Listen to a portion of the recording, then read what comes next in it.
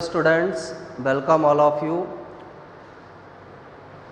पिछले लेक्चर में हमने सेक्शन ए को कंप्लीट कर लिया है। लास्ट जो लेक्चर था उसके अंदर सेक्शन ए हमारा कंप्लीट हो गया। हम सेक्शन बी में जो नेक्स्ट चैप्टर है 6 चैप्टर तंत्रिका तंत्र के बारे में स्टडी करेंगे। तंत्रिका तंत्र में तंत्रिका तंत्र की जो संरचनात्मक और क्रियात्मक इकाई है उसे न्यूरॉन या तंत्रिका कोशिका कहा जाता है। यानी तंत्रिका तंत्र के अंदर जो संरचनात्मक और क्रियात्मक इकाई है उसे किस नाम से जाना जाता है? न्यूरॉन या तंत्रिका कोशिका। इसके द्वारा ही जो इम्पल्स हैं, संदेश हैं, उनको एक न्यूरॉन से दूसरे न्यूरॉन, तीसरे न्यूरॉन तक भेजकर ब्रेन तक, स्पाइनल कॉर्ड तक भेजने का काम किया जाता है। इसलिए इसको संरचनात्मक और क्रियात्मक इकाई कहते हैं। तो फर्स्ट पॉइंट तो हमें इसमें ये ध्यान रखना है कि तंत्रिका तंत्र की संरचनात्मक और क्रियात्मक इकाई तंत्रिका कोशिका या न्यूरॉन होती है।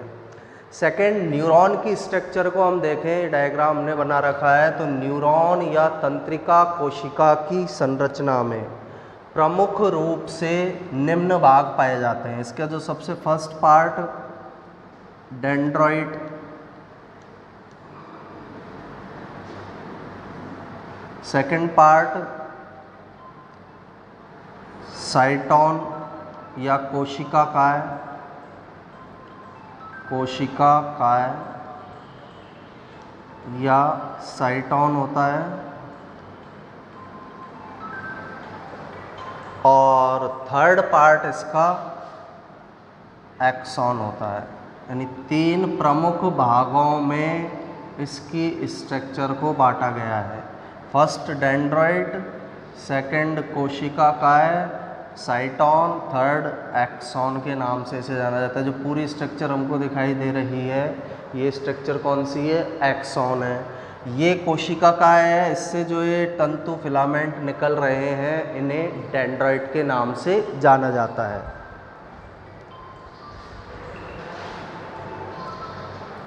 तो न्यूरॉन की स्ट्रक्चर में first part dendrite, second part इसका मेन कोशिका काय या साइटोन, थर्ड पार्ट ये जो पूरा पार्ट दिखाई दे रहा है इसे एक्सॉन के नाम से जाना जाता है। अब कोशिका काय जो स्ट्रक्चर हमको दिख रही है, इस कोशिका काय में ये पूरी स्ट्रक्चर कोशिका काय है। इस स्ट्रक्चर में एक पार्ट तो कौन सा पाया जा रहा है? इसका केंद्रक। सेकंड ये साइटोप्लाज्म या कोशिका द्रव्य है। साइटोप्लाज्म है या इसे किस नाम से जाना जाता है? कोशिका द्रव्य के नाम से इसे जाना जाता है।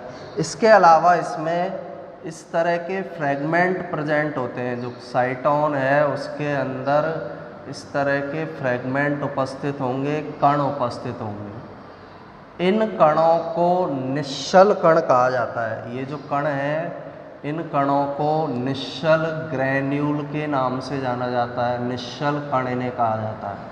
ये जो ER होती है उसके टूटने से इनका फॉर्मेशन होगा। जब न्यूरॉन का मैचुरेशन हो रहा होता है, परिपक्वन हो रहा होता है, ER के टूटने से निश्चल ग्रैन्यूल का फॉर्मेशन होता है। ये वाला जो पार्ट हमें दिखाई दे रहा है इसको मैं अलग कलर से शो करूँ, यहाँ से लेकर यहाँ तक का जो हिस्सा है ये एक्सॉन वाला हिस्सा है। ये कौन सा पार्ट हो गया? एक्सॉन। अब एक्सॉन पार्ट में एक स्थान ऐसा हमको दिख रहा है जहाँ पर निश्चल ग्रैन्यूल नहीं पाए जाते हैं, और जिस जगह पर एक्सॉन में निश्चल ग्रैन्यूल नहीं मिलेंगे इस हिस्से को एक्सॉन हॉलियोक कहते हैं।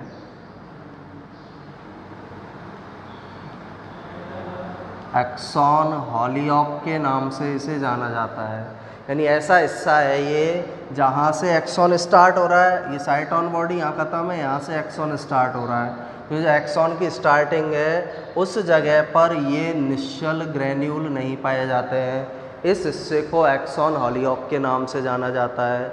इसके अलावा एक्सॉन में ये जो सेल्स है, डॉट से हमने जो सेल को दिखाया है, ये सेल्स कहलाती है स्वान सेल्स, स्वान कोशिकाएँ। ये कौन सी सेल है? स्वान सेल्स या स्वान कोशिकाएँ। इन स्वान कोशिकाओं के द्वारा एक्सॉन पर जो आवरण बनाया जाता है उस आवरण को माइलिन आवरण कहते हैं। इन श्वान कोशिकाओं के द्वारा एक्सॉन पर जो आवरण बनाया जाएगा उसे माइलिन एनवलप, माइलिन आवरण के नाम से इसे जाना जाता है। अब माइलिन आवरण पूरे एक्सॉन पर कंटिन्यूअस नहीं मिलता है, लगातार जो है कंटिन्यूअस माइलिन आवरण नहीं पाया जाता है।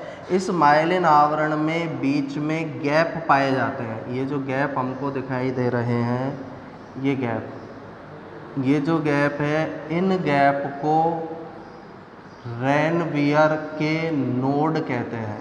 ये जो गैप हमको दिखाई दे रहे हैं एक्सॉन के माइलिन एनवलप के बीच बीच में जो गैप है, ये गैप, ये गैप, ये गैप, इन गैपों को रेनवियर के नोड के नाम से इनको जाना जाता है। इसके बाद ये एक्सॉन वाला पार्ट है, माइलिन शीट का आवरण, श्वान सेल, इसके अलावा रेनवियर के नोड इसमें पाए जा रहे हैं। एक्सॉन का जो लास्ट एंड है, ये एक्सॉन का लास्ट एंड है, ये एक्सॉन का हमको लास्ट एंड दिखाई दे रहा है।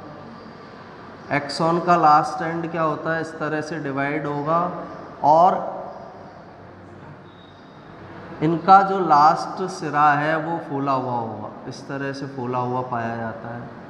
इस फूले हुए सिरे को सिनेप्टिक नोब बोला जाता है। ये जो है इन्हें सिनेप्टिक, इन फूले हुए सिरों को सिनेप्टिक नोब के नाम से इनको जाना जाता है। सिनेप्टिक घुंडियाँ इन्हें बोला जाता है और इन सिनेप्टिक नोब में न्यूरोट्रांसमीटर्स भरे होते हैं। अभी हम आगे स्ट्रक्चर पढ़ेंगे सिनेप्स की, तब हम बात करेंगे इन सिनेप्टिक नोब्स में न्यूरोट्रांसमीटर भरे हुए पाए जाते हैं। तो स्टार्टिंग से एक बार मैं फिर से इसको रिवाइज करता हूँ। न्यूरॉन या तंत्रिका कोशिका, तंत्रिका तंत्र की संरचनात्मक और क्रियात्मक इकाई होती है। तंत्रिका तंत्र को बनाने का काम इसके द्वारा किया जा रहा है। तंत्रिका तंत्र में जो फंक्शन है, मैसेज को लाना ब्रेन तक, स्पाइनल कॉर्ड तक, ब्रेन और स्पाइनल कॉर्ड से ऑर्गन्स तक मैसेज को ले जाना, ये न्यूरॉन के द्वारा किया जाता है। न्यूरॉन की संरचना के प्रमुख भाग, 3 प्रमुख भाग न्यूरॉन के स्ट्रक्चर के हैं। First part dendroid, second part होता है कोशिका काय साइटोन और थर्ड पार्ट जो न्यूरॉन में है वो होता है एक्सॉन। 3 प्रमुख भागों में न्यूरॉन की संरचना को बांटा गया है। डेंड्रॉइड क्या होते हैं, जो कोशिका काय है उससे निकले हुए तंतु के समान संरचना है।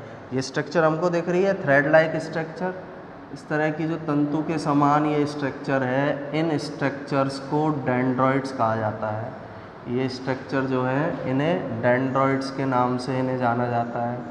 डेंड्रॉइड्स का काम क्या होता है, जो भी स्टिमुलस मिलेगा उस स्टिमुलस को ये डेंड्रॉइड्स गेन करेगी। डेंड्रॉइड्स के द्वारा इन स्टिमुलस को किस में भेजा जाएगा, कोशिका काय में। कोशिका काय से इस स्टिमुलस को फिर किस में भेजा जाता है, एक्सॉन वाले पार्ट में।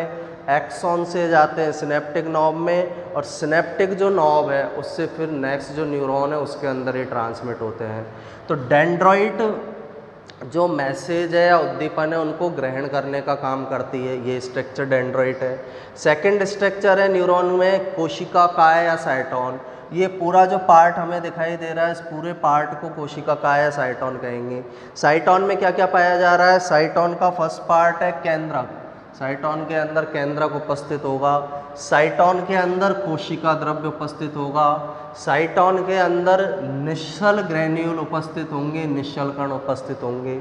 निश्चल कण क्या होते हैं, जब न्यूरॉन का मैचुरेशन या परिपक्वन हो रहा होता है तो ईआर के टूटने से निश्चल ग्रेन्यूल का, निश्चल कणों का निर्माण होता है, निश्चल ग्रेन्यूल का फॉर्मेशन होता है।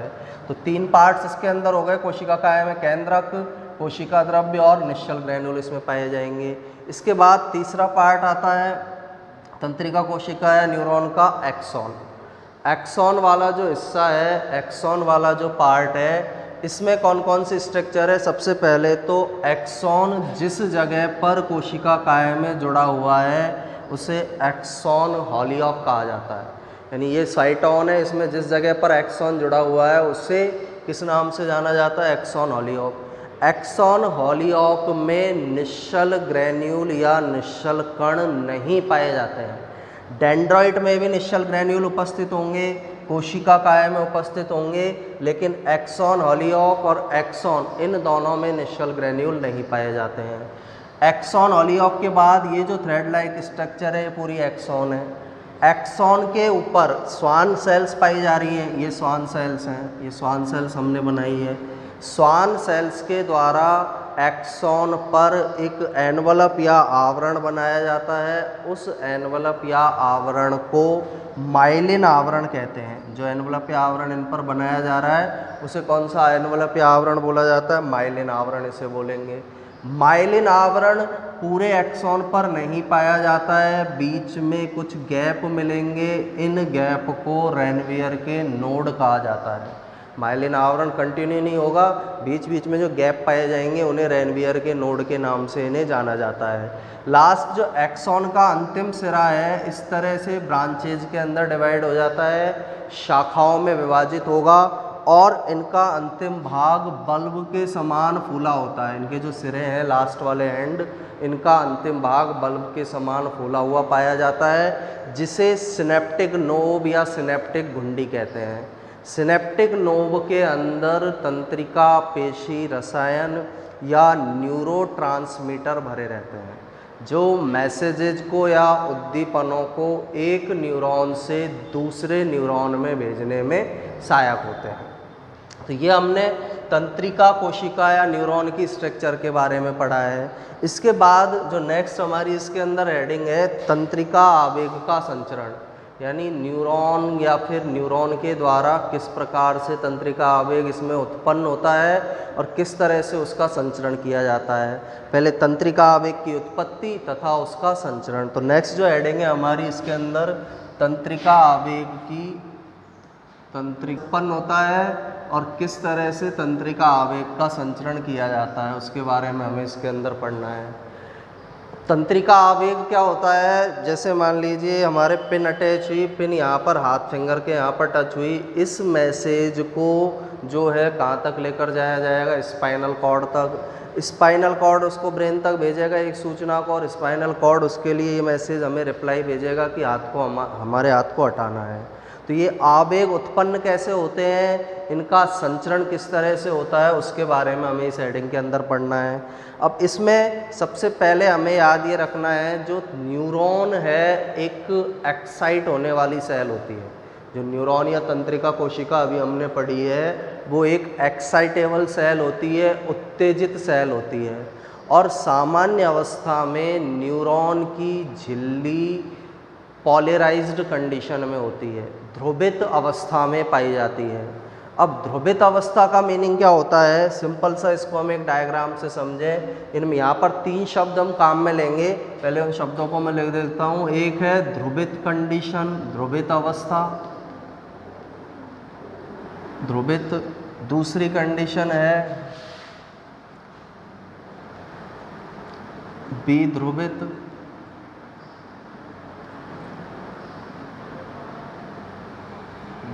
विध्रुवित, और तीसरी कंडीशन होती है पुनर्ध्रुवित, पुनर्ध्रुवित। 3 अवस्थाएं या न्यूरॉन की हम देखेंगे तंत्रिका आवेग के संचरण के अंदर। एक ध्रुवित अवस्था, एक होती है विध्रुवित अवस्था, और एक अवस्था कौन सी होती है? पुनर्ध्रुवित अवस्था। इन अवस्थाओं के बारे में हमें इसके अंदर पढ़ना है। अब होता क्या है, ये इनको हम इंग्लिश टर्म भी काम में लेते हैं। इंग्लिश टर्म थोड़ी इजी होती है इसलिए उनको भी मैं लिख देता हूँ एक बार। ध्रुवित तो है पॉलराइज्ड, इसको हम बोल सकते हैं पॉलराइज्ड अवस्था, पॉलराइज्ड स्टेज। ये होती है डीपॉलराइज्ड, डीपॉलराइज्ड कंडीशन इसको बोला जाएगा। और ये वाली होती है पुनर्ध्रुवित, रीपॉलराइज्ड। तो 3 कंडीशन इसके अंदर पाई जाएगी। तंत्रिका कोशिका के अंदर 3 तरह की स्टेजेस, 3 कंडीशन पाई जाती है। पॉलराइज्ड कंडीशन, डीपॉलराइज्ड कंडीशन, रीपॉलराइज्ड कंडीशन। पहली वाली कंडीशन की हम बात करें, पॉलराइज्ड या ध्रुवित अवस्था क्या होती है? जनरल कंडीशन में जो तंत्रिका कोशिका की झिल्ली है, ये हमने तंत्रिका कोशिका की झिल्ली बना दी, ये तंत्रिका कोशिका की झिल्ली है। इस पर बाहर की तरफ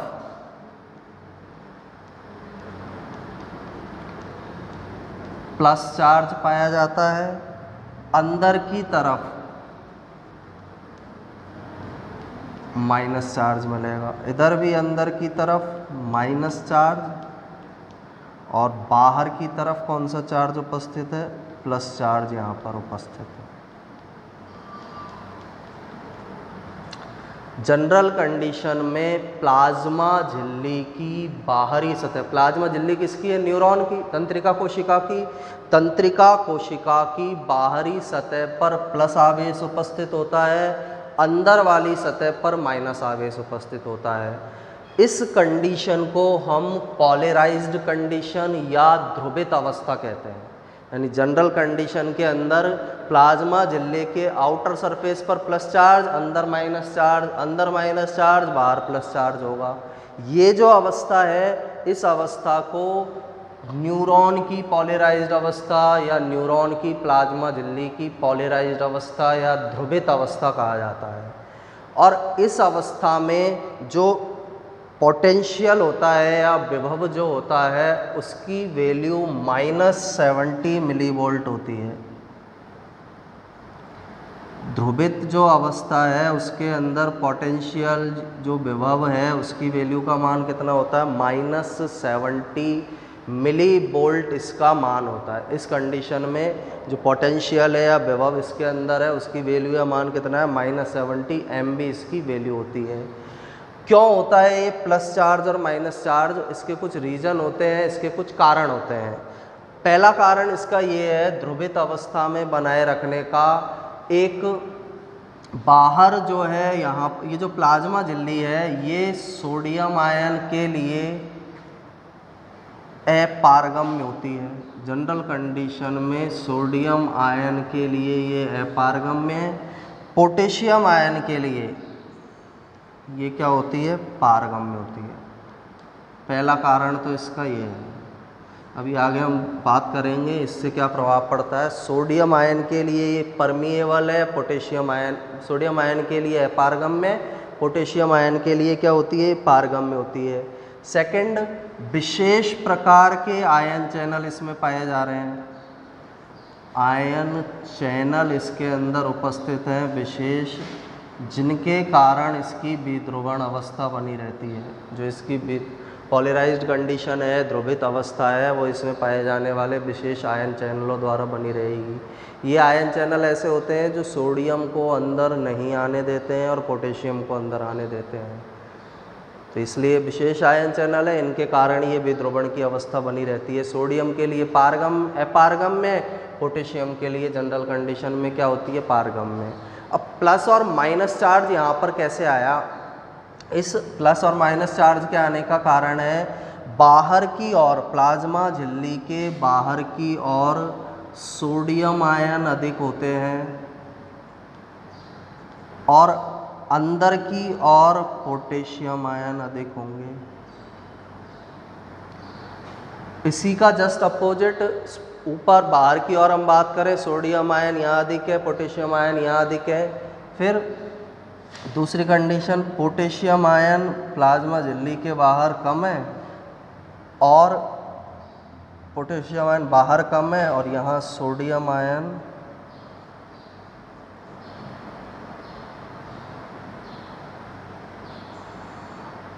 यानी ये जो हमने लिखा है एक दूसरे, इसमें क्या हो रहा है इस प्रोसेस में, प्लाज्मा झिल्ली जैसे प्लाज्मा झिल्ली है, इस प्लाज्मा झिल्ली के बाहर सोडियम आयन अधिक होते हैं, प्लाज्मा झिल्ली के अंदर पोटेशियम आयन अधिक होते हैं।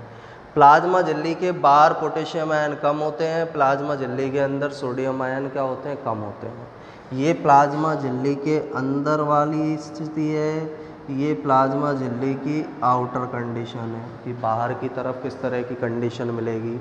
इसको हम और क्लियर शो करें डायग्राम से, जैसे प्लाज्मा झिल्ली है, ये प्लाज्मा झिल्ली है, इसमें क्या कंडीशन है, बाहर सोडियम अधिक है,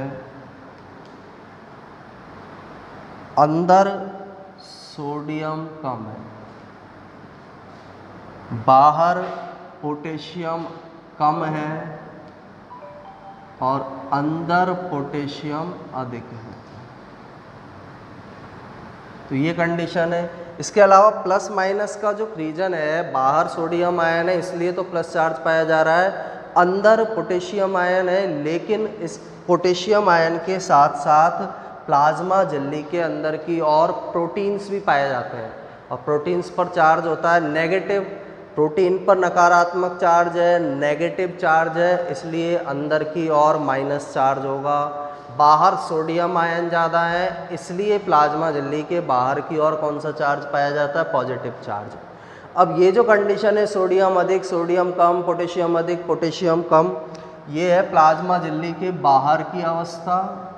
ये प्लाज्मा झिल्ली जो है न्यूरॉन की, उसके अंदर की स्टेज, अंदर इसमें ये मिलेगा। अब इसमें क्या होगा, जब बाहर सोडियम अधिक है अंदर सोडियम कम है, तो सोडियम आयन अपनी अधिक सांद्रता से कहाँ आने की कोशिश करेंगे, अंदर, ये अंदर आते हैं।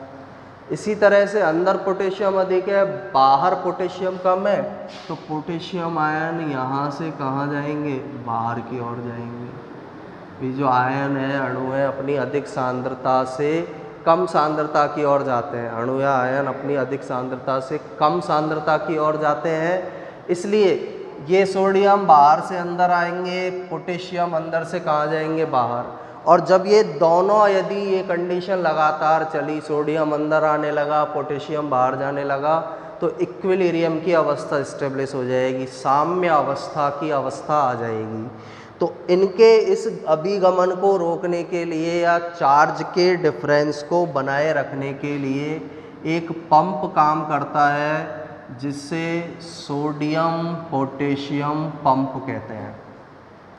एक पंप यहाँ पर काम करेगा प्लाज्मा झिल्ली के अंदर, सोडियम पोटेशियम पंप, जो इन आयनों की मात्रा में अंतर को बनाए रखता है।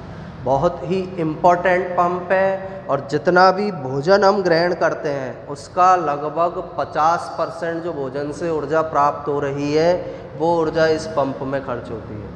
जितना भी फूड मटेरियल हम दिन भर में ग्रहण कर रहे हैं उसकी 50% एनर्जी या ऊर्जा इस पंप को चलाने में खर्च होती है। हमारी बॉडी में 50% एनर्जी इस पंप को चलाने में काम में आती है। पंप करता क्या है, ये सोडियम पोटेशियम पंप ऊर्जा का उपयोग करता है। फर्स्ट तो ये याद रखना है, एटीपी का यूज करेगा, सक्रिय परिवहन होगा, परासरण नियमन वाले चैप्टर के अंदर भी हमने पढ़ा है। एटीपी का यूज करके क्या करता है, ये सोडियम अंदर आ रहा है, पोटेशियम बाहर जा रहा है। तो जब ये सोडियम आयन अंदर आता है, सोडियम आयन अंदर आया, तो ये पंप इसका जस्ट अपोजिट काम करेगा। ये पंप क्या करेगा, अंदर जो सोडियम आयन आए हैं, सोडियम आयन जो अंदर आए हैं, उन सोडियम आयनों को बाहर निकालेगा। अंदर जो सोडियम आयन आए थे उन आयनों को कहाँ निकालेगा, बाहर की ओर। और बाहर जो पोटेशियम आयन गए हैं, बाहर जा रहे हैं के अधिक से कम की ओर, बाहर जो पोटेशियम आयन गए हैं उन्हें वो कहाँ पर लेकर आता है, अंदर की ओर। अब डिफरेंस क्या होता है, यहाँ पर 3 सोडियम आयनों को बाहर निकाला जाता है। बाहर कितने सोडियम आयन निकाले जा रहे हैं, 3। अंदर कितने पोटेशियम आयनों को लेकर आया जा रहा है, 2। यानी इस पंप के द्वारा, सोडियम पोटेशियम पंप के द्वारा 3 सोडियम आयनों को प्लाज्मा झिल्ली के बाहर निकाला जाता है, 2 पोटेशियम आयनों को प्लाज्मा झिल्ली के अंदर लाया जाता है। तो ये +1 का जो चार्ज का डिफरेंस है, +1 जो डिफरेंस ही हमको दिख रहा है, 3 Na+ आयन बाहर जा रहे हैं, 2 के पोटेशियम आयन K+ आयन अंदर आ रहे हैं, तो इनके कारण प्लस चार्ज जो है वो प्लाज्मा झिल्ली के बाहर रह जाएगा, प्लस बढ़ता जाएगा। हर बार जब ये 3 सोडियम बाहर जाएंगे, 2 पोटेशियम अंदर आएंगे, +1 का जो डिफरेंस पाया जा रहा है, उस +1 के कारण जो प्लस चार्ज है वो प्लाज्मा झिल्ली के बाहर की ओर बढ़ता जाता है। प्लाज्मा झिल्ली पर प्लस चार्ज बाहर की ओर बढ़ता जाएगा। अंदर पोटेशियम आयन 1 कम आ रहा है, इसलिए अंदर जो प्लाज्मा झिल्ली के प्रोटीन है उसके कारण यहाँ पर अंदर कौन सा चार्ज रह जाता है, नेगेटिव। इस तरह का नेगेटिव चार्ज। बाहर 1 पोटेशियम आयन हमेशा ज़्यादा जा रहा है, इसलिए बाहर की और वहाँ पर प्लाज्मा झिल्ली पर कौन सा चार्ज हो जाएगा, पॉजिटिव। बाहर की ओर पॉजिटिव चार्ज हो जाता है, क्योंकि हर बार हर पंप जब भेज रहा है आयनों को, एक सोडियम आयन ज़्यादा जा रहा है, अंदर की तरफ यहाँ पर नेगेटिव चार्ज, क्योंकि हर बार एक पोटेशियम आयन जो है वो कम आ रहा है अंदर, इसलिए यहाँ नेगेटिव चार्ज होगा। दूसरा यहाँ जो प्रोटीन पाए जा रहे हैं उसके कारण ये पॉजिटिव और नेगेटिव चार्ज है प्लाज्मा झिल्ली के अंदर की ओर पाया जाता है। तो ये द्विध्रुवित अवस्था के बारे में आज के लेक्चर के अंदर हमने पढ़ा है, पोलराइज्ड कंडीशन। आज हमने ये जाना है कि जो प्लाज्मा झिल्ली है उस पर बाहर पॉजिटिव आयन और अंदर नेगेटिव आयन क्यों पाए जाते हैं, उसके रीज़न को अभी हमने क्लियर किया है। और जब प्लाज्मा झिल्ली पर बाहर पॉजिटिव आयन हो, अंदर नेगेटिव आयन हो, इस कंडीशन को बोला जाता है पोलराइज्ड कंडीशन। पोलराइज्ड अवस्था प्लाज्मा झिल्ली की या न्यूरॉन की पोलराइज्ड अवस्था। तो पोलराइज्ड अवस्था तक आज हमने कंप्लीट किया है। इसके बाद कल के लेक्चर में हम डीपोलराइज्ड कंडीशन को पढ़ेंगे, उसके बाद रीपोलराइज्ड कंडीशन को पढ़ेंगे, और उसके बाद ये उत्पत्ति तंत्रिका आवेग की किस तरह से हो रही है उसके बारे में स्टडी करेंगे, और उसका संचरण किस तरह से किया जाता है उसके बारे में स्टडी करेंगे। आज पोलराइज्ड कंडीशन क्लियर है हमारी, इसके बाद कल डीपोलराइज्ड कंडीशन और रीपोलराइज्ड कंडीशन के बारे में पढ़ेंगे। Thank you.